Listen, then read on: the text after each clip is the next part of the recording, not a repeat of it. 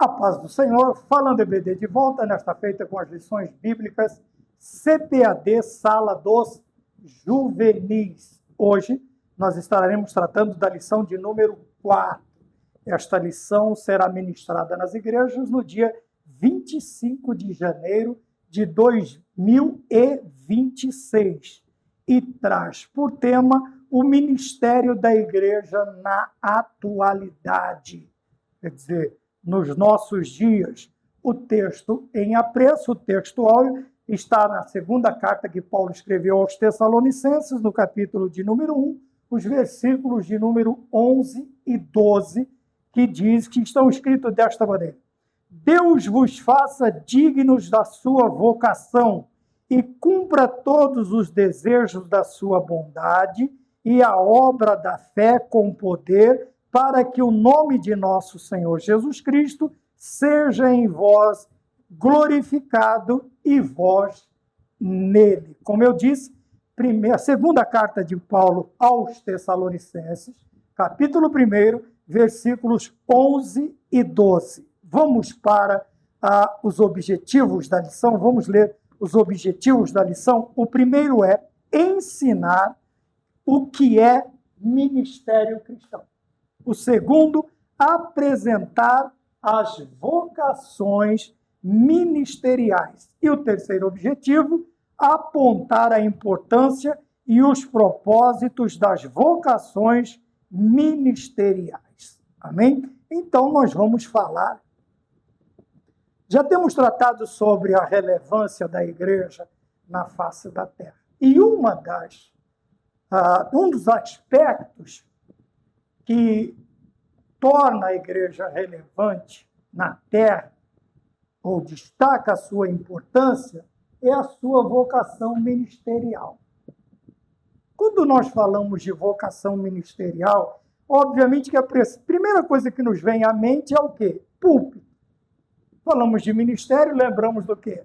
Pastores, evangelistas, presbíteros.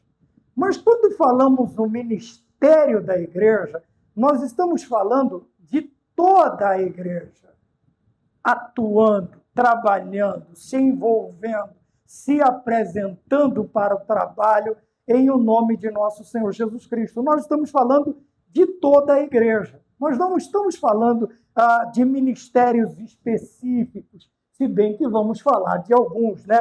Que está ali na carta que Paulo escreveu aos Efésios, se eu não me engano, no capítulo de número 4, versículos 11, 12, 13, e ali como é lido, né, geralmente nas reuniões de obreiros. Então, o que é ministério cristão? Tá? Devemos, obviamente, ao ministério específico, sim, mas ao ministério também global da igreja, quer dizer, que engloba toda a igreja, tá? Desde o púlpito até as portas, passando pelos bancos, passando pelas áreas externas da igreja, em todo sentido. Então, nós vamos entender o que é o ministério cristão e o que é vocação ministerial. Tá? O que é uma vocação? O que é uma vocação? Você pode tratar como um chamado, uma convocação, você pode chamar como um presente, um dom, um privilégio que Deus te concede para participar em uma obra do ministério. Tá? Novamente, não estou falando do púlpito, estou falando da obra geral da igreja. E a importância e os propósitos das vocações ministeriais. Tá? A importância, existe uma vocação, um chamado mais importante do que o outro? Tá? Os propósitos, existe propósitos para um e para outros não? Sabe? Aquele chamado membro de banco. Não existe membro de banco, nós todos somos membros do corpo de Cristo, né? Do organismo vivo que é a igreja. Tá? Então, nós vamos falar sobre a importância e os propósitos das vocações ministeriais. Tá bem? Lembrando, reafirmando, e agora? Né? Retificando ou ratificando que ministério não tem somente a ver com o púlpito, tá? Com o ministério da palavra, vamos dizer assim, presbíteros, evangelistas, pastores, diáconos. Não, nós estamos falando de todos os crentes sendo ministros ou atuando em algum ministério da igreja. Então vamos para o ponto de número 1. O ponto de número 1, né, quando eu achar ele aqui, ele vai falar sobre o ministério cristão. Então, o que é o ministério cristão? Então, nós já temos na lição. Tá? Por que nós usamos a lição? Tá? Os outros que não usam estão certíssimos. Mas simplesmente para mostrar que, se nós conseguirmos entender o enunciado, o que se pede, o que está escrito, a nossa aula ela será muito mais tranquila. Nós teremos ferramentas em abundância para ministrar uma aula. Talvez não tenhamos tempo em abundância, mas argumentos em abundância nós o teremos. Tá bem? Poderíamos fazer como os demais fazem, muito majestosamente bem, sabe? São professores, são mestres por excelência? Poderíamos. Mas eu quero mostrar que na lição você consegue. Na lição, lógico, você vai fazer uso de outros livros. Mas se você, vamos dizer que no caso você não consiga, não tenha condições, eu só tenho condição, irmão Maurício, de ter a revista. Você tem uma ferramenta maravilhosa. Uma ferramenta maravilhosa. Então o ponto de número 1 diz, ministério cristão. Então vamos aqui para uma definição. Tá. Ministério cristão é uma vocação sagrada. Já começamos a entender por aí. É um chamado, um chamamento, uma vocação sagrada e espiritual. Então não dá para limitar a minha atuação somente no campo de humanas ou no campo humano. Eu tenho que saber, eu tenho que entender que esta vocação ela é sagrada e é espiritual. Logo, o seu campo de atuação e o meu campo de atuação deve estar além do físico. Lógico que o físico que o humano vai me fornecer argumentos, vai me fornecer, porém, veja, o espiritual e o sagrado tem que estar envolvendo tudo isso, porque senão será meramente uma aula igual aos demais. Humanas, exatas, sei lá, de qual ciência for. Mas a partir do momento em que eu entendo que este meu chamado, que esta minha vocação, ela é espiritual e ela é sagrada, ela envolve além disso. Quer dizer que eu tenho que estar com o escritor do livro que eu uso para preparar as minhas aulas do meu lado. É o que Pedro diz, que eu tenho que crescer na graça e no conhecimento de nosso Senhor Jesus Cristo. Veja, tem que andar junto, graça e conhecimento. Então, a vocação sagrada e espiritual, ela é concedida pelo pastor da igreja? Não. Pelo pastor presidente? Não. Pelo seu líder do grupo que você faz parte? Mocidade, círculo de oração, quer dizer, as irmãs, grupo de varões, grupo dos músicos? Não. Veja, esta vocação ela é dada por Deus ao crente. Então, nós já estamos entendendo mais ou menos o que é ministério, o que é vocação e a importância desta vocação. Por isso, eu não posso tratá-la de qualquer maneira. Desculpa, eu desapareci um pouquinho aqui. Às vezes é até bom, né? Eu não posso tratar a minha vocação ou a vocação ministerial de qualquer forma, como se fosse um chamado, uma convocação qualquer da área humana. Não, eu tenho que pensar que ela é sagrada, tá bem? E ela é espiritual. E ela vem de Deus para a minha vida. 2, a natureza principal do ministério.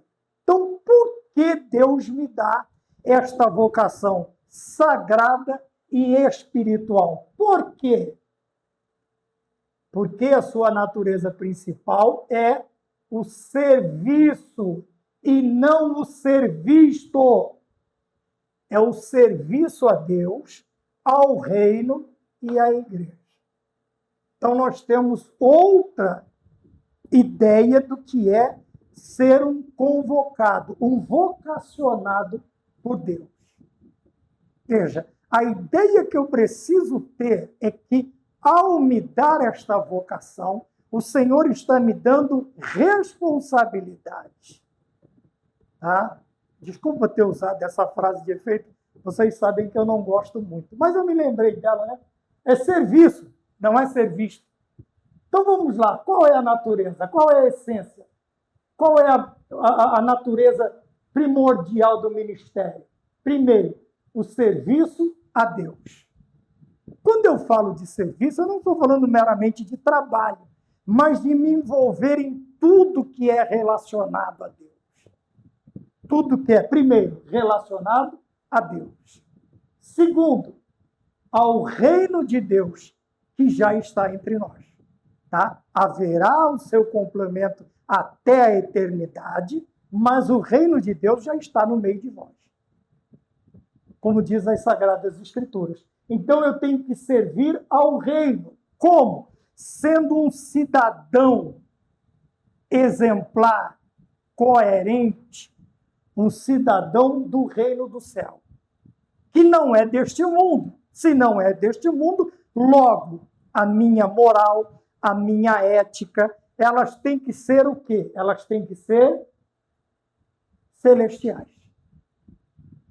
Tá bem? Logo, tudo que compõe a minha vida, tá? O meu serviço tem que estar relacionado ao reino, como um cidadão deste reino. O cidadão brasileiro, quando ele vai para outro país, espera-se que ele represente o país através do quê? Da sua conduta. Um cidadão norte-americano, um cidadão africano, um cidadão europeu. Tá? Então, o que acontece? A vocação, ela tem o sagrado espiritual que é dado a mim, e esta vocação, veja, não é somente para eu me aparecer, mas é para que o meu trabalho, o meu serviço, o meu envolvimento com a obra de Deus, com o reino de Deus e com a igreja de Deus, ele seja o quê? O primordial em minha vida. Sabe, ela chama a atenção a esta responsabilidade. Eu sou chamado a atenção a esta responsabilidade. Algumas pessoas fazem uso de sua vocação, do seu ministério, da sua vida, para se projetar, tá? Para ser visto, para se beneficiar financeiramente, espiritualmente, e alguns até usam como trampolim para outras áreas, né? Quantos usaram seus ministérios? Quantos usam sua vocação para angariar uma cadeira numa determinada casa, né? Seja municipal, seja estadual, seja federal, ou a área que for. Algumas pessoas se beneficiam disso. Se beneficiam, não todos, mas uma grande maioria, a única coisa que eles veem são vantagens. Porém, a natureza principal do ministério é o serviço. O serviço a Deus, ao reino e à igreja. Tá bem? Então, servir a Deus. Como que eu vou servir a Deus? Como será o meu serviço a Deus? O que darei eu ao Senhor? Ao reino. Como eu vou representar este reino? Como eu vou apresentar este reino? Como eu vou viver neste mundo de trevas como cidadão deste reino? Através do quê? Da vocação. Através do ministério, que é uma vocação. Agora nós vamos falar sobre as vocações. Aqui eu estou usando vocação como um chamado para o ministério. E nós temos as vocações. E a igreja? Então, eu tenho que trabalhar para a igreja. Se eu sou um vocacionado, e a minha vocação é sagrada, é espiritual, me foi dada por Deus, não me foi conferida por homens, por amigos, eu devo servir a igreja. Tenho que servir a igreja. Preciso servir a igreja. Tá? O próprio chamado me trará esta responsabilidade. Não um fardo, mas o privilégio de servir a Deus, de servir ao reino e à igreja. Vamos para o ponto de número 2. Diversidade de vocações. Quer dizer, esse chamado ele pode ser vários chamados. Existem vários tipos de vocações. Por isso a palavra diversidade. Quer dizer, de diversos. De diversos. A diversidades é outra coisa. Então vamos lá. As vocações não devem ser comparadas.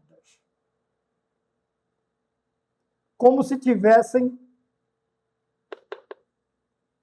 mais ou níveis de importância. Ponto. Vamos parar aqui. Não devemos comparar as vocações. Assim como nós não podemos comparar e devemos nos lembrar que cada membro do corpo de Cristo é importante, independente de qual parte do corpo ele seja. Veja, a mão precisa do dedo. Vamos lá. Carpo, metacarpo, punho, falinge, falingeta. Quer dizer, tudo, o menor, deve ser um dos menores, o menor osso do corpo, ele é importante. Quando nós pensamos na igreja como organismo, nós pensamos nos seus membros. A cabeça é Cristo, nós somos os membros. Existe membro mais importante do que o outro? Não. Pode existir uma hierarquia. Lógico, a cabeça tem que estar aqui em cima. O tronco tem que estar no meio. Os membros superiores em cada lado, esquerdo e direito do corpo. Os membros inferiores abaixo. Então, vamos dizer, há uma hierarquia, porém, a importância, a relevância é a mesma. Todos temos o mesmo grau de importância perante Deus. Não existe um crente melhor do que o outro. Assim como não existe uma vocação mais importante do que a outra. Por isso ele diz, não devem ser comparados. Nós temos este costume de ficar comparando as coisas, né? De ficar comparando e até provocando. Veja, uma família que tem muitos filhos. Alguém pode chegar na mãe do pai e falar assim, você gosta mais de mim do que deles, não é? Ou há aquela rivalidade entre irmãos, né? Porque a mãe, porque o pai gosta mais de você do que de nós. Lógico que não. O pai e a mãe, eles vão amar os filhos da mesma maneira, do mesmo grau. Talvez alguns necessitem de mais cuidados, porque dá trabalho, é doentinho, é isto, é aquilo, é aquele xodozinho, mas não que há uma diferença do amor, da importância desses filhos, mas há esta rivalidade. Nós sempre pensamos assim. E fazemos isto também na obra de Deus. Nós queremos comparar os nossos ministérios, as nossas vocações. E muitas vezes até nos achamos mais importantes do que o outro. Mas é um erro, é um engano muito grande. Porque nós temos que ver aqui em cima, nós lembramos que quem deu ao crente a vocação, o ministério cristão? Foi Deus. Deus faz acepção de pessoas? Não. Não.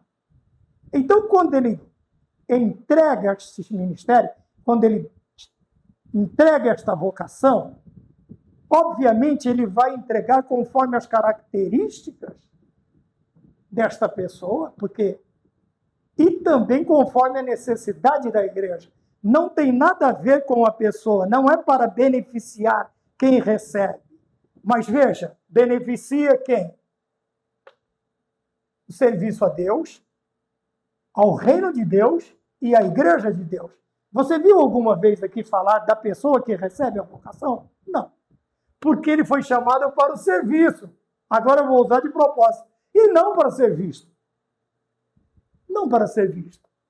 Então, não deve ser comparado. Nós não precisamos fazer isso. Você não precisa. Eu não preciso. O ministério daquele que está lá em cima, vamos dizer assim, na questão hierárquica, é tão importante quanto o seu. Veja, quem ministra no púlpito, vamos mudar, quem cuida da ordem da igreja na hora da liturgia, na hora do culto, é tão importante quanto aquele que ministra no culto. É tão importante, porque é ele que mantém a ordem, é ele quem vai controlar, quem vai limpar, quem vai atender, quem vai fazer o possível para que a obra daquele que está lá em cima, ela aconteça tranquilamente. Veja, se fôssemos então comparar com importância ou dificuldade, qual é mais difícil? Então, mas não é para ser comparado, porque não existem níveis de importância, todos são importantes. Todas elas são dadas pelo Senhor e possuem grande valor no reino de Deus. Tá? Nós vamos repetir o que falamos assim. Tá bem? Então vamos parar aqui. Não devem ser comparados. Não se martirize, não sofra, não chore, não reclame, não murmure, não duvide. Você é tão importante quanto o outro. Tá bem? Sem você, eu tenho um amigo relojoeiro, né, o Nino, Paulino, e eu sempre presto atenção nas coisas que as pessoas estão fazendo.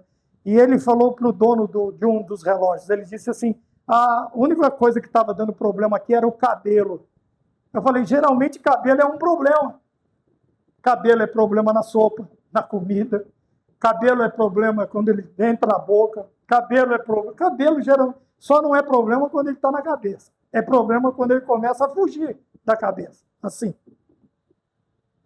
Mas no relógio, se não tiver o cabelo, o relógio não funciona. Então veja, o que pode parecer de nenhuma relevância em uma área é totalmente irrelevante na outra. E é por isso que nós não podemos comparar. Principalmente nós, que somos líderes. Fica comparando ministérios, principalmente aqueles que estão começando. A gente precisa tomar cuidado para não criar essas rivalidades. Ficar comparando obreiro com obreiro. Ah, porque o seu dom, o teu dom dele aqui é mais importante. Não, não. Porque se aquele que traz água no púlpito não trouxer para você beber, você vai ficar chateadinho, vai engasgar, gargantinha seca, se incomodando na hora de pregar. Mas foi você que falou que o serviço dele não era tão importante quanto daquele que vai pregar. É só uma comparação. Calma, é só uma comparação. Porque tem pessoa que não consegue ficar meia, a não ser que você tenha um problema de saúde. Eu tenho diabetes, então eu preciso tomar água constantemente. Mas quando eu estou na tribuna, quando eu estou no púlpito, eu evito. Eu evito. Tá bem? Aí de vez em quando dá aquela pigarreada, mas eu evito. Mas tem pessoa que parece que não consegue ficar. Então o serviço ali é tão importante quanto os dos demais. Tá bem? Ficamos então com esta parte no tópico de número 2. Diversidade de vocações, apesar das diversidades, dos chamados, dos ministérios, todos são igualmente importantes. Todos. Tá bem? 2:1. Vamos lá. Agora nós vamos falar dos ministérios, né? Daquela lista de dons ministeriais de Efésios, no capítulo 4. E uns foram dados por apóstolos, profetas, evangelistas, pastores, doutores ou mestres. Então vamos lá primeiro falar dos apóstolos. Era o grupo dos discípulos de Jesus que testemunharam a ressurreição. Então, para ser reconhecido lá no princípio, um apóstolo ele devia ter sido discípulo de Cristo, é a briga, né, que vamos dizer assim, é uma das lutas do apóstolo Paulo, tá? Defendendo o seu apostolado, tá bem? Que não ficou devendo em nada aos demais apóstolos, mas para ser apóstolo, você tinha que ser discípulo de Cristo, testemunhar a ressurreição de Cristo, e eles se tornaram os líderes da igreja primitiva. Seja em Jerusalém, a Judéia, Samaria e até os confins da terra. Os discípulos foram os primeiros líderes da igreja, tá? Tendo em destaque os três, vamos dizer, as três colunas da igreja: Pedro, Tiago e João. Então me perguntaram uma vez, por que eles são as colunas? Porque eles estiveram desde o início aqui. Tá bem? Pedro, ele vem a ficar no lugar, vamos dizer assim, de Cristo. João vai para uma igreja e Tiago fica em Jerusalém. Tá bem? Eram os três que... Quando o próprio Senhor Jesus ia se separar para alguma coisa, ele ia orar, ele ia jejuar, ele ia fazer... Ele sempre chamava Pedro, Tiago e João. Tá? Então, eles são preparados para isto. Eles estão sendo preparados para isto. Temos apóstolos nos dias de hoje? Como nos dias de Jesus? Não. Algumas pessoas acham bonito, né? Mas aí vai, pastor, daqui a pouco é presidente, daqui a pouco ele é apóstolo, daqui a pouco ele é bispo, daqui a pouco ele é emérito, daqui a pouco ele é não sei, daqui a pouco ele é semideus. Tá? Então não tem nada a ver com isso que nós vivemos hoje. Nós estamos falando lá no tempo de Cristo. Então, quem eram os apóstolos? Eram discípulos que testemunharam a ressurreição e se tornaram os líderes da igreja primitiva. Ponto. Tá? Ponto. Temos apóstolos como naqueles dias? Não. Não. Sei que alguns vão ficar bravos, nervosos, podem até... Mas não temos. Somos discípulos de Cristo, mas vimos a ressurreição? Não. Andamos com Cristo espiritualmente, mas não andamos com Ele fisicamente. Nos tornamos líderes da igreja primitiva? Não. Então não preenchemos requisitos. E nem os tais que querem receber esses títulos, que nada mais são do que, sei lá, eu ia falar de ego, mas não vou falar não. Deixa quieto. Então, do ponto de vista, nós falamos sobre os apóstolos. Tá bem? 2.2, nós vamos falar sobre os profetas. Outro problema que nós temos nos dias de hoje. Quem eram os profetas? Líderes cristãos que falavam, ou que falam, aqui está no presente, né? São, falam. Então, isso está no presente. Agora eu te faço uma pergunta. Nós temos profetas como a função profética do Antigo Testamento? Posso responder? Não vai ficar bravo? Não. O que nós temos é o dom de profetizar hoje, que são os dons. Pessoas capacitadas com o dom de profetizar. Tá bem? Então, são líderes cristãos que falam. Se você for perguntar para o tradicional, para o reformado, ele vai dizer que a palavra profetizar está ligada ao pregar. Então, todo mundo que prega está profetizando. Está profetizando a palavra. Nós, pentecostais, nós temos o quê? Nós temos a ideia do dom de profecia, é quando aquela revelação espiritual extraordinária, o Senhor dá a alguém e a pessoa, ela entrega ou para a igreja ou para a sociedade. Tá? Então, o que nós temos hoje? Nós temos pessoas dotadas, quer dizer, dos dons do Espírito Santo, no dom de profetizar. Ele fala sobre a direção direta ou sobre a direção direta do Espírito Santo. Daí, nós precisamos pesar a profecia. Tá? Alguns poderiam dizer, nós podemos julgar a profecia.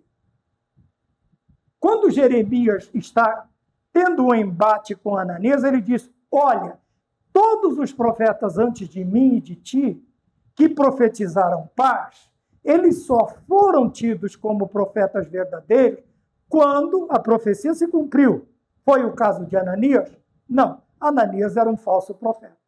Enquanto Jeremias falava 70 anos, Ananias 2 anos. Quebrava canzil, era todo nervosinho, todo espivitado e acabou, infelizmente, pagando por sua bruteza de coração. Então, quem são os profetas? São líderes cristãos que falam sob a direção direta do Espírito Santo. Você vai ver que a maioria deles começa assim. Assim diz o Senhor. Peso da palavra do Senhor. Terra, terra, terra, ouve a palavra do Senhor. Tá bem? Hoje, infelizmente, nós temos que pesar estas profecias muito mais do que eram pesadas no Antigo Testamento ou no tempo de Cristo. Nós vamos ter um profeta assim no tempo de Cristo? Nós temos Ágabo, que profetiza para Paulo.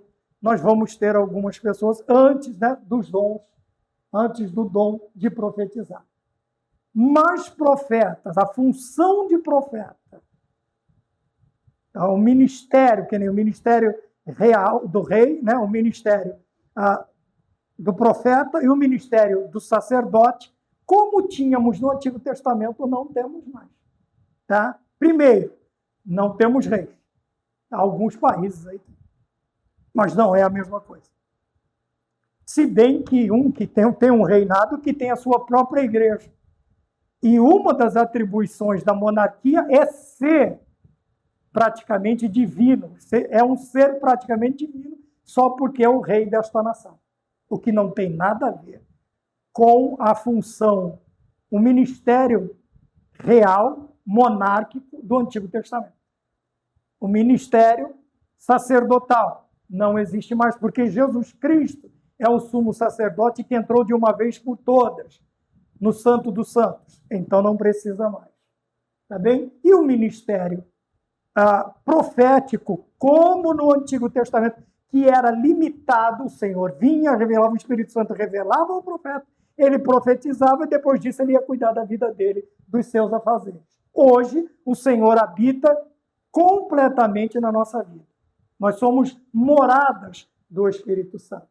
E, obviamente, com ele, os seus dons também estão. E alguns são dotados pelo Espírito Santo com o dom de profecia. O dom de profetizar. O dom de profecia. Tá bem? Então, estes líderes, quem tem este ministério cristão, esta vocação, ele fala sob a direção direta do Espírito Santo. Todos? Não. Alguns mentem, brincam, zombam, se aproveitam, porém, de Deus não se zomba. Aquilo que você, que se diz profeta, plantar, você vai colher. Então, procure plantar sob a direção direta do Espírito Santo. 3. Os evangelistas. Então, nós falamos sobre apóstolos. Vamos lá, fazer um sinalzinho. Apóstolos, profetas, evangelistas. Veja, está aqui. Você tem 2 dedos para cá, então isto é o meio. Ele está no meio.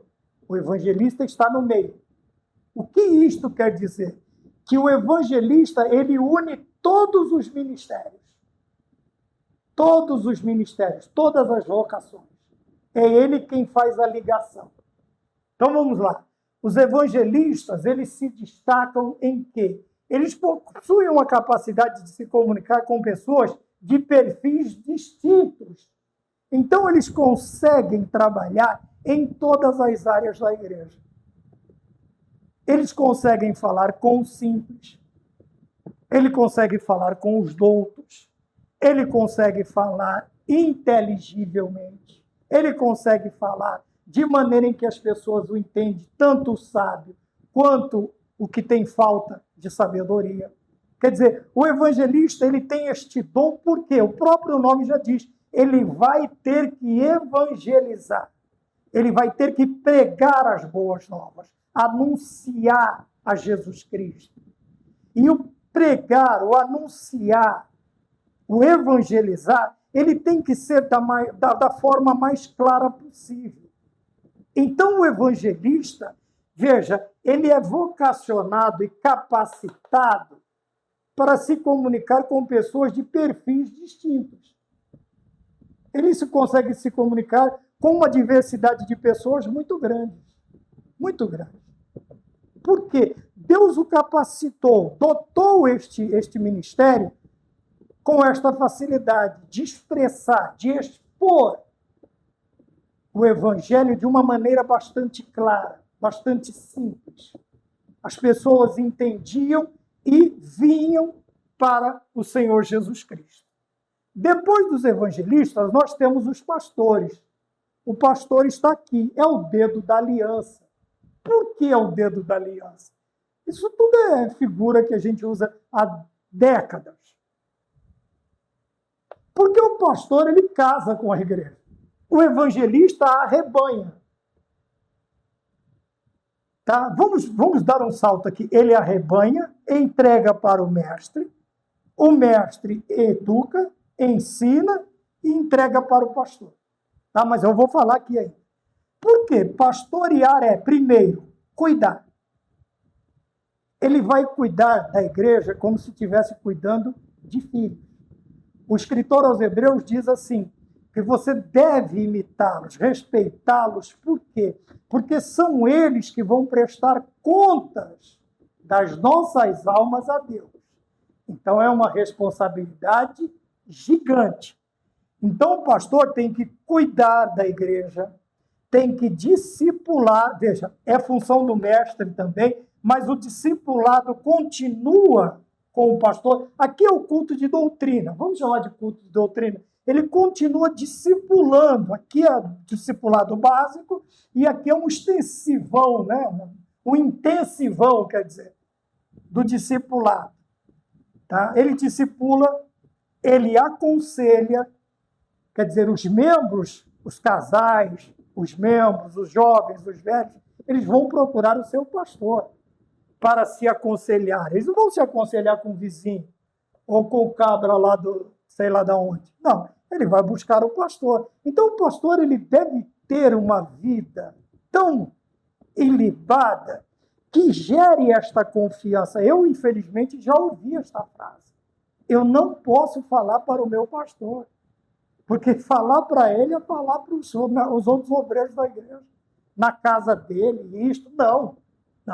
Aqui, o aconselhar, você vai ouvir coisas que é só você e Deus, nem a minha esposa, nem a sua esposa deve ficar sabendo. Deve haver, não é assim, aquela cumplicidade de pecado, não. Porque você vai ouvir e, como profeta, você vai levar para Deus e aconselhar a pessoa. Olha, tome este caminho, confesse, fale, converse com o seu marido, com a sua esposa, com seus filhos. Você vai aconselhar. E este aconselhamento deve vir do trono de Deus. E você só será procurado para aconselhar se, e tão somente se, os membros da sua igreja confiarem em você.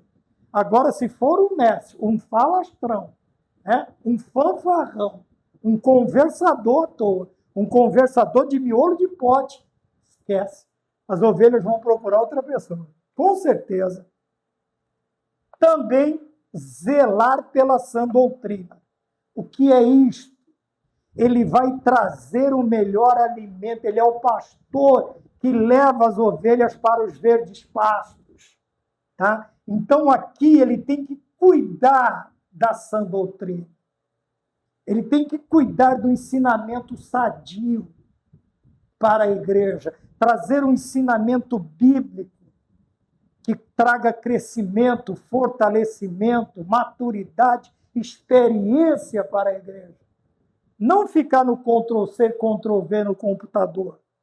Tá? É buscar a sã doutrina nas Sagradas Escrituras e dali extrair o melhor para manter as ovelhas no aprisco e elas não serem levadas em derredor por qualquer vento de doutrina ou simplesmente vê o lobo, pula na boca do lobo.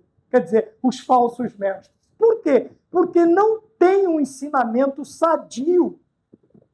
das Sagradas Escrituras? Porque nós temos preguiça de gastar tempo para buscar dentro, né, das Sagradas Escrituras um alimento sadio, saudável, né, como o Salmo de número 23. O pastor leva a verdes pastos, guia-me mansamente pelas águas tranquilas. Então, zela pela doutrina, ensina a palavra. Parece, mas ensinar a palavra. Não é para ficar ensinando coisa de livro. Não é para ficar pegando livro de autoajuda, copiando frase e levando para o púlpito. Ensine a palavra. São 66 livros. 66 livros, professor. 66 livros, superintendente. 66 livros, pastor.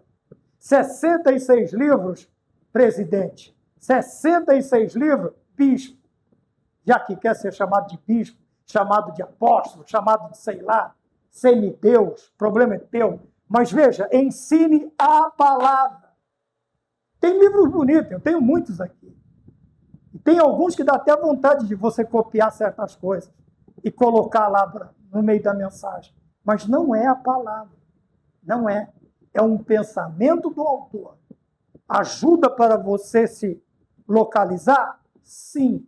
Mas para servir como alimento, já não dá. Você pode até citar para fazer, sei lá, um trampolim, uma passagem para um tema, uma divisão do teu sermão para outro, mas nunca como alimento. Você já viu na caixinha de leite integral o que está escrito na caixinha? Este produto não substitui o leite materno. Não pode ser usado único e exclusivamente como fonte de alimentação. Por que não é? Porque não é. Qual que é o alimento sadio para uma criança, para um bebê? É o leite da mamãe, é o leite materno. Depois que cresce, é um arroz, feijão, né? Um zoião frito, um bife, um pedaço de, sei lá, jabá, uma carne seca, um baião de 2. Aí ele vai comer outras coisas que sustentam. Tá? Desculpe os nutricionistas. Mas eles vão comer coisas. Então, quando for ensinar, veja, zelar pela sã doutrina e ensinar a palavra são coisas diferentes. Porque quando eu zelo pela sã doutrina, eu zelo como o rebanho se comporta. E quando eu ensino a palavra, eu estou instruindo a igreja a como se comportar através da sã doutrina. Através da sã doutrina. Então, ensine a palavra. Outra função do pastor, organizar. Quer dizer, pôr em ordem. Não foi o que Paulo disse a Tito? Eu te mandei para Creta para que coloques as coisas em boa ordem, as coisas que ainda restam. Quer dizer, ele já estava fazendo. Tinha alguém fazendo. Mas ficou alguma coisa para trás. Ele falou, Tito, continua fazendo isso aqui. Então você vai organizar. É função do pastor organizar. Lógico, ele vai fazer isso tudo sozinho? Não. Mas para pôr pessoas para organizar, ele tem que organizar este grupo. Este grupo tem que condizer com o tipo de organização que o pastor, que a igreja precisa. Então, organizar. Depois de organizar, ele vai liderar a igreja local. Tá bem? Como que ele vai liderar? Sozinho de novo? Não. Mas as lideranças constituídas por ele devem estar o quê? Ele deve estar a par de tudo, ele deve participar de tudo. Tem pastores que têm mais de uma congregação, 2, 3, cuida. Não tem, cuida. Mas as outras congregações, a não ser aquela que ele dirige, que é chamada de sede, as outras não vê o ano inteiro. Ah, mas lá tem um pastor. Não, o senhor é o pastor. O senhor é o responsável. Quem está lá é seu auxiliar. Então é obrigação estar lá pelo menos uma vez por mês. Se dividir direitinho, dá para visitar cada congregação uma vez no mês e você ainda fazer o seu belo trabalho na sede. E isto fala de liderar. Por quê? Veja, as ovelhas têm prazer em ter o representante do pastor lá, vamos chamar de presidente, responsável pelo campo, sei lá, pastor setorial, tem. Mas a alegria maior da igreja é ver o quê? O seu pastor, que é o chamado presidente, ou líder setorial, ou isto ou aquilo, não sei. Então, liderar não é ficar só designando a função para outros. Não, é estar lá de vez em quando, é passar a tropa em revista, é dar uma olhada. E aí, como é que está? Tem pessoa que se converteu com você, com o senhor, há 30 anos atrás. Faz 30 anos que não te vê. Só quando é convocado para alguma festa na sede. Vá lá, veja como está, sente, tome um café. Lógico, vá com o pastor local, mas vá. Vá os dois juntos, ver a família. Que alegria, que alegria. Então, ponto 2.4, pastor. Pastorear é cuidar, discipular, aconselhar, zelar pela sã doutrina, ensinar a palavra, organizar e liderar a igreja local. Ponto 2.5. Tá? Ponto 2.5. Os doutores. Tá? Doutores aqui são mestres. Tá? Não é aqueles doutores, sabe? Chato. Que fala e ninguém entende nada, porque ele é doutor. Mas se ele é um mestre, o que ele vai fazer? Ele tem a função de transmitir conhecimento, ou de extrair conhecimento, aprendizagem do próprio aluno. Tá? Porque quando o mestre ele é humilde, ele tem a ciência de que aqueles que estão ouvindo não são ignorantes de tudo, e de que ele que está falando não é conhecedor de tudo. Ele não detém todo o conhecimento. Então, quando nós falamos de doutores aqui, não estamos falando daqueles caras que chegam, né, com aquela pastona, né, aquela pompa toda, alguém carregando a pasta dele, ele senta, cruza as pernas, parece que está na sala dele. Aí ele se esbalda, se esparrama, e na hora de falar, meu amigo, ninguém entende nada. Ele até fala bonito, mas ninguém entende. Então, o que o mestre faz? Ele ensina. O que é ensinar? Como eu já disse, ou você transmite conhecimento, ou você extrai o aprendizado do aluno, da própria vida, da vivência do aluno, que é uma visão moderna do ensino, né? Ensinam o quê? A mensagem de Deus de forma bíblica e fiel. Aqui está outro ponto dos famosos doutores da atualidade. Eles querem ensinar um monte de coisa, menos ensinar de forma bíblica e fiel. Quer dizer, não querem ensinar Bíblia. Por quê? Porque não é interessante para a forma, para o aprendizado, para a estatura da inteligência dele. Não dá. Veja. Então, o que ele faz aqui? Ele ensina de forma bíblica e fiel, com o propósito de fortalecer o conhecimento da verdade. Então, o primeiro propósito de um mestre é fortalecer o conhecimento da verdade. O que é isto? É fazer com que a cada aula que ele ministre, as pessoas estejam mais conscientes da importância, da relevância da palavra de Deus. Veja, fortalecer o conhecimento é fazer com que este conhecimento, a cada dia que passa, ele se torne mais firme, mais conciso, mais indelével na mente do seu aluno, na mente do seu aluno. E nós estamos falando de Bíblia, tá? Estamos falando de Bíblia. E levar a igreja ao conhecimento de Deus.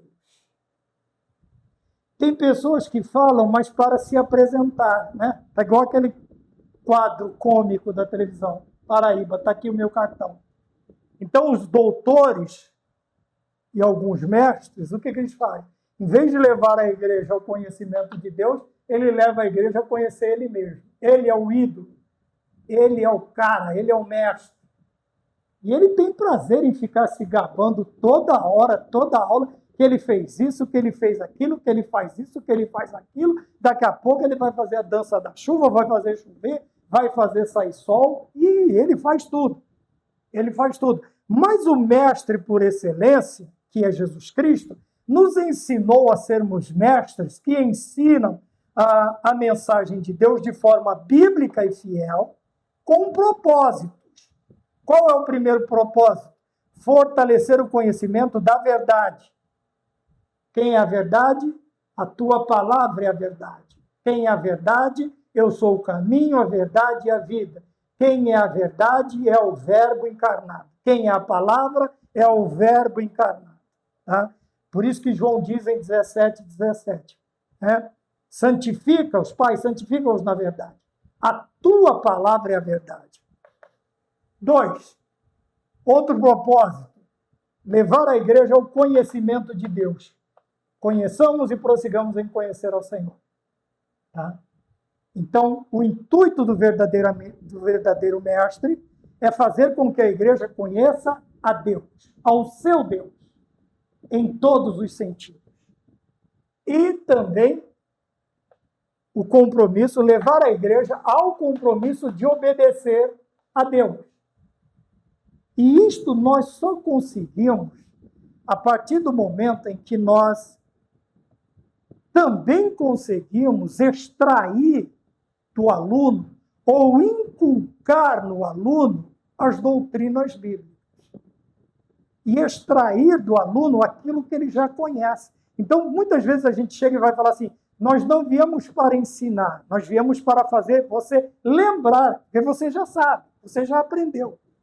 Você só precisa lembrar. Então, você vai extrair estes conhecimentos. Os métodos que você vai usar, aí já é problema do professor. Tá bem? Então, aqui estão os doutores ou mestres.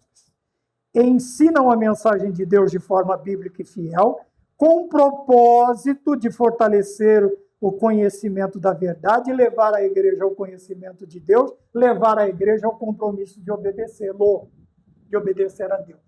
Vamos para o ponto de número 3, que diz os propósitos da vocação. Nós falamos de propósito aqui, então mais ou menos você já está a par do que é um propósito. Qual é o propósito? Qual é o alvo? Qual é o objetivo do que nós vamos falar agora? Então vamos lá. Propósito da vocação. Primeiro, 3.1. Primeiro propósito, aperfeiçoamento. Tá? Todos nós sabemos o que é um curso de aperfeiçoamento. Já pensou? Eu sempre uso essa do médico. O médico, auscultando o feto sendo gerado, a vida gerada no ventre da mãe, ainda com aqueles aparelhos rudimentares da década de 30, 40, qual o sentido? Esses dias, minha filha do meio vai me dar a alegria de eu ter mais um neto. Espero em Deus poder estar aqui, o Senhor me dá graça e vida para poder vê-lo ou vê-la. E eles fazem uma tal de 3D agora que, né? A primeira vez que eu vi, eu fiquei meio assim impressionado, porque não é uma imagem legal, né? Não é uma imagem legal. Parece um negocinho feito de bronze, sei lá, de cobre. Sei, é diferente. É diferente. E eu sou meio, se vocês não notaram ainda, eu sou um pouco velho. Né? Velho. Porém, o aperfeiçoamento é necessário. Veja, medicina, segurança, a educação, tá? Apesar de ser cálculo desde lá da, sei lá, da Mesopotâmia, de Nínive, não sei, de lá daquele tempo. Sei lá, aqui dos povos árabes, apesar de ser cálculo a vida inteira, mas você tem o aperfeiçoamento. Não mudando conceitos, mas mudando a forma de ensinar. E isto traz aperfeiçoamento, porque torna o aprendizado mais fácil. Então vamos falar sobre aperfeiçoamento. Por que aperfeiçoamento? Está aqui. Aperfeiçoamento. Cada crente deve aperfeiçoar-se ao longo dos tempos. Então não devemos estagnar. O que é estagnar? Parar. Brecar. Cessar os movimentos. Estagnar na fé. É preciso buscar cada vez mais. E o que é este buscar cada vez mais? É o aperfeiçoamento. Cada vez mais o quê? A santidade, fortalecer a fé, a comunhão e o serviço. Nós já falamos, comunhão, serviço, fortalecer a fé. Ainda não falamos da santidade. Mas aperfeiçoar-se é buscar, é aprofundar-se cada vez mais na área que você tem interesse, na vocação em que você foi chamado. Então é você cavucar, é você buscar, é você garimpar, é você ir atrás, é você se aperfeiçoar, é buscar a perfeição ou chegar o mais perto da perfeição daquilo que você faz. Porque antigamente, como era escolhido? Os bons. Agora os bons são muitos. Por quê? A facilidade que as instituições de ensino oferecem para graduações, formações, são muitas. Então nós temos muitos na linha dos bons. Então o que se busca, o quê? Os melhores. E para ser o melhor, você tem que buscar um aperfeiçoamento. Tá? Isso eu estou falando da área humana. Na vida cristã, na vocação cristã, o que é buscar esta perfeição? É ser melhor que eu mesmo a cada dia no serviço a Deus, na comunhão com os meus irmãos, no fortalecimento e no crescimento da minha fé e da minha santidade. Cada vez mais, eu não quero me tornar melhor que A e que B, eu quero me tornar melhor que eu mesmo. Cada dia mais eu vou me aperfeiçoando, eu vou melhorando o meu serviço, a minha comunhão, a minha fé e a minha santidade. Então é ser melhor do que eu a cada dia. Isto faz parte do aperfeiçoamento. 3.2, qual é o outro propósito? A unidade da fé. Nós já falamos muito sobre este termo unidade. Não é a união. Unidade é um. É esta, quando nos unimos, quando nos reunimos, nos tornamos um. Então, significa entender quem é Jesus, entender, conhecer e obedecer. Entender quem é Jesus, conhecer o seu evangelho e obedecer aos seus mandamentos. Podemos voltar aqui no 2.5 de novo, que é a função. Então, veja, mas este entender, este conhecer e este obedecer, não pode ser um puxando para frente, um para a direita, outro para a esquerda, outro para trás. Um para cima, outro para baixo. Não, a unidade me mostra que nós estaremos num único entendimento, um único conhecimento e uma única obediência, todos para frente, todos em direção a Cristo. Um só pensamento, uma só fé. Tá bem? Não dá para ter aqui diversidade, não dá. Na unidade, apesar da diversidade de membros, mas a unidade ela é imprescindível. Para quê? Para que tenha crescimento na igreja. Tá bem? Então vamos lá de novo. A unidade na fé significa entender quem é Jesus, conhecer o seu evangelho e obedecer os seus mandamentos, sendo uma só pessoa, assim como Jesus nos ensinou. Ele disse, eu e o Pai somos um. Isso quer dizer que a sua igreja deve ser uma. Tá? Uma só fé, um só pensamento, uma só direção, um só Deus. Tá? Mas quando há uma diversidade muito grande de pensamentos, de propósitos, disso e daquilo, a unidade ela foge. Obviamente, não havendo unidade, não há crescimento. 3.3 ele vai dizer assim, amadurecimento. Então, nós temos um crescimento na fé, nós temos conhecimento e compromisso em obedecer a Deus, conhecê-lo. Nós temos a unidade da fé. E agora nós temos o quê? Crescimento. Gente, veja, o crente maduro, crente experiente, que conhece a verdade, ele não segue modinhas religiosas. Até que agora a gente não vê tanto. A gente vê alguma coisinha aqui, outra ali. Mas um tempo mais passado aí, tinha muita coisa. Era dente de ouro, era cair, era sopro, era isto, era paletó jogando, era uma infinidade de modinhas religiosas, e isto espalhou, e houve um sofrimento tão grande por parte do ministério para tentar conter a evasão de crentes imaturos que corriam atrás dessas coisas. Em tal lugar vai ter o irmão orando para Deus dar dente de ouro. O que é que Deus quer te dando um dente de ouro?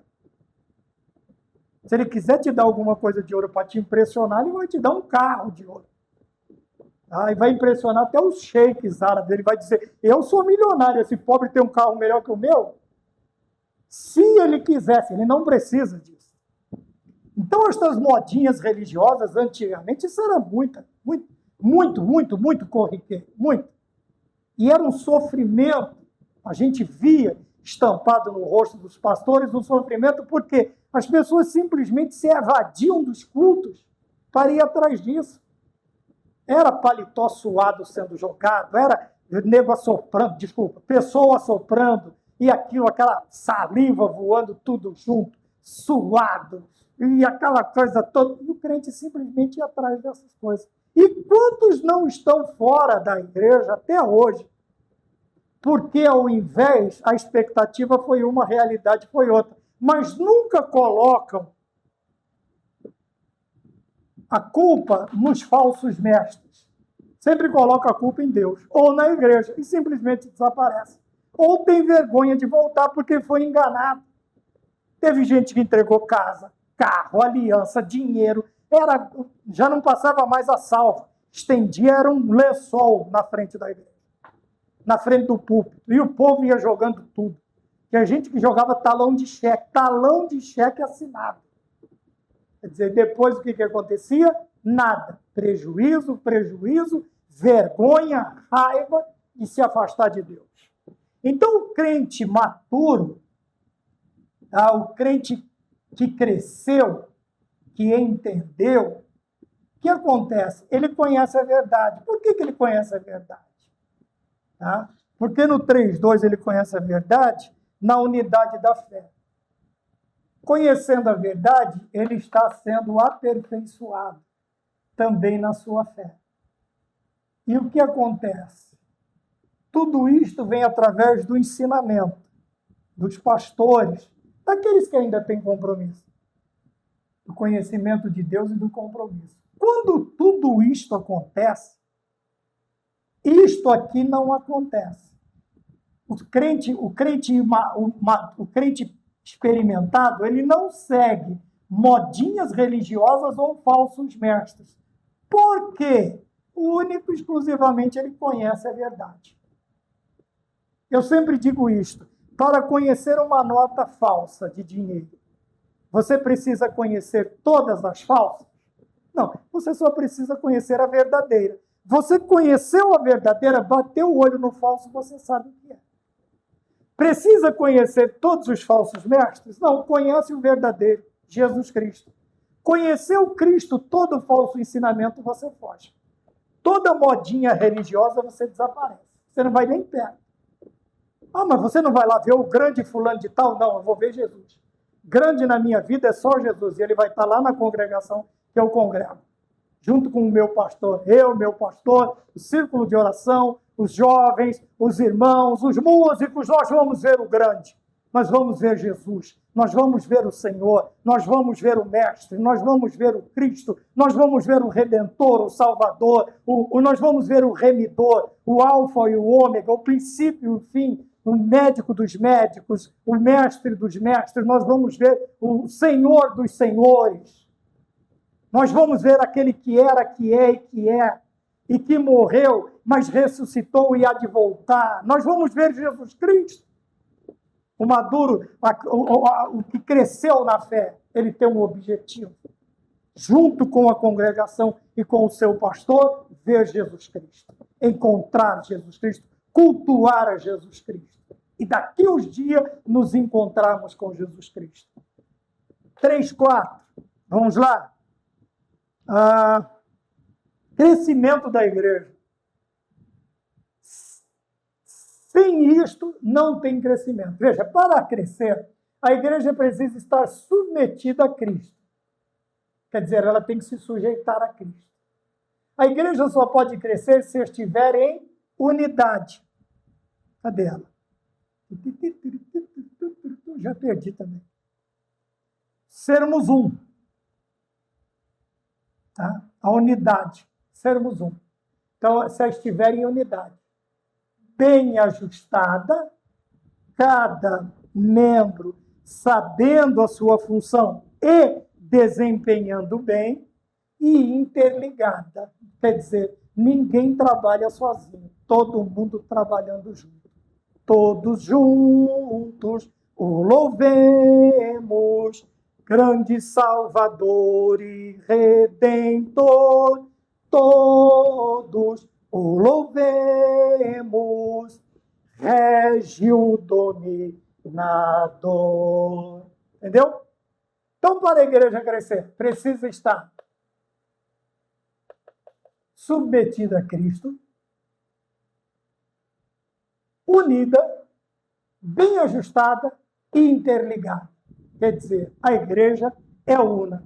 Quarto e último, a atuação ministerial da igreja. Agora, a atuação da igreja. O ministério cristão exercido de forma bíblica e fidedigna, como nós falamos aqui, né? Edifica a igreja, tá? A igreja se estrutura, cresce, alcança os perdidos, é uma igreja que evangeliza, porque a igreja que não evangeliza se fossiliza, é a frase de um missionário, que eu não me lembro o nome, fortalece as famílias, consequentemente fortalece a sociedade. Ora, uma igreja constituída de famílias sólidas, estruturadas, bem edificadas, o que ela faz? Ela será uma influência maravilhosa na sociedade. Então, uma igreja que fortalece as famílias é uma igreja que contribui com a sociedade, com famílias estruturadas, estruturando, buscando aquelas que precisam desta qualidade, desta estruturação. Fortalece as famílias e aviva a fé de cada crente. Quer dizer, a nossa fé, cada vez que a nossa fé é provada, o Senhor nos dá a chance de crescer um pouco mais. Crescendo, a nossa fé aviva. Ela fortalece, ela acende as brasas, elas encandeiam e nós conseguimos prosseguir nesta caminhada. Aviva, ó Senhor, a tua obra no meio dos séculos e no meio dos anos a faz. Notória foi a oração de Abacuque e é a nossa oração também. Porém, para que esta nossa oração ela seja respondida, nós precisamos saber o que é ministério cristão, as vocações ministeriais, a importância e os propósitos das vocações ministeriais e fazermos isto aqui. Exercer o ministério cristão de forma bíblica e fidedigna, edificando a igreja, alcançando os perdidos, fortalecendo as famílias e avivando a fé de cada um de nós. Amém? Que Deus nos abençoe e até a próxima aula, se o Senhor nos permitir. Vamos ficar todos com a paz do Senhor e até a próxima. Amém.